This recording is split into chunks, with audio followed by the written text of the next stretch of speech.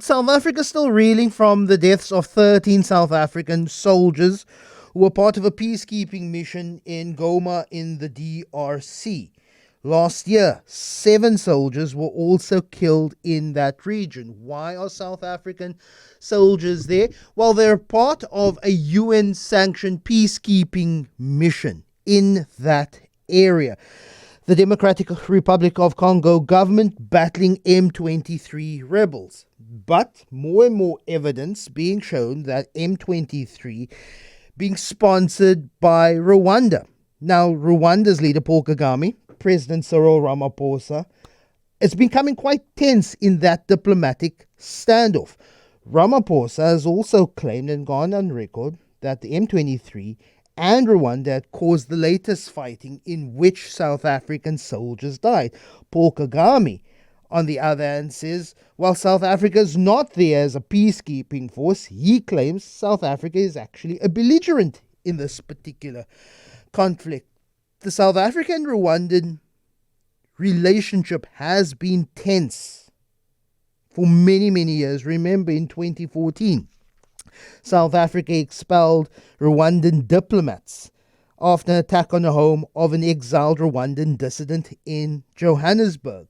Paul Kagame essentially sending assassins to this country to kill dissident politicians from that country. I'm joined now on the line by Dr Etienne Mutabazi. He's a spokesperson for the Rwanda National Congress, a political organization in exile here in South Africa. He is also now an academic, and he speaks to me now. Good morning, Etienne. Really appreciate your time. Before we talk about just this last weekend's events, just how would you rate the South African and Rwandan relationship over the last 10 to 15 years?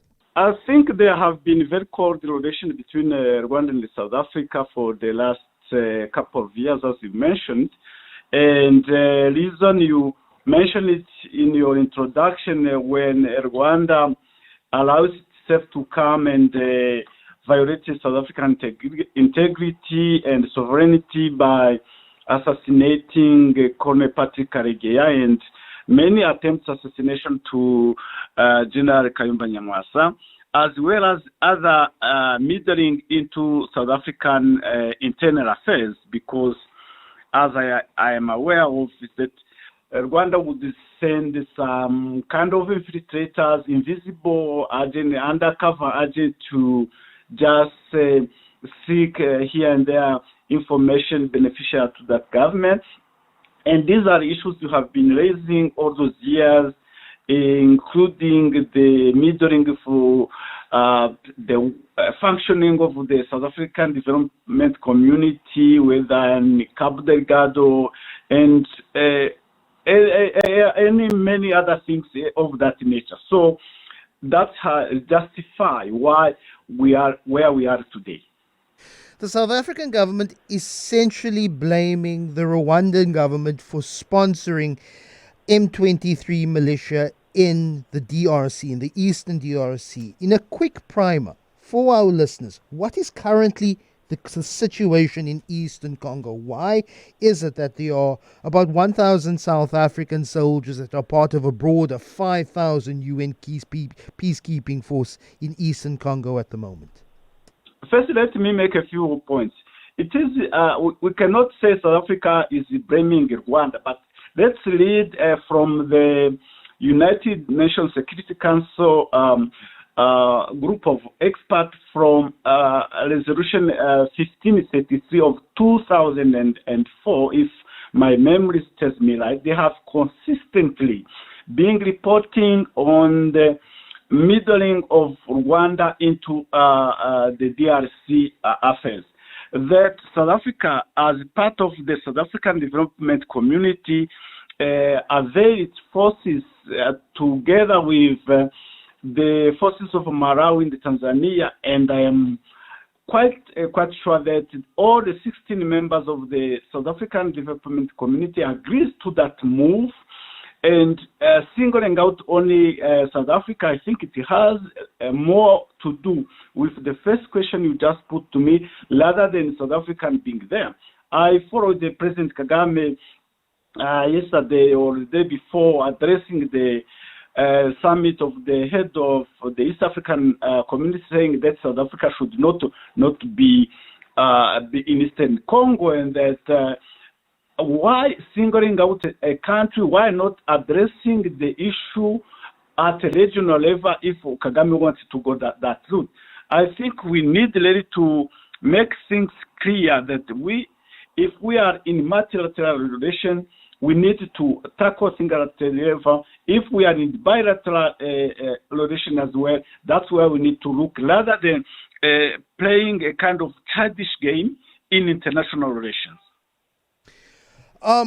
Where does the escalation of a diplomatic temperature go to? I do not foresee. I'm not a harbinger of doom. I do not foresee any physical conflict between South Africa and Rwanda, as both countries are key partners, key players within the African Union. But where does this go to? Where is the end point if there is this to and fro between Paul Kagame and Cyril Ramaphosa on who is to blame, who is a belligerent in the current conflict in Eastern Congo?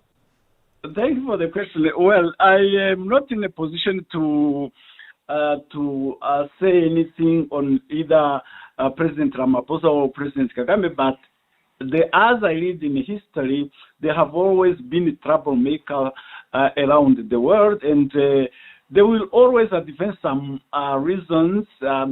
During World War, the First World War, there were reasons. During the Second World War, though we knew that it was no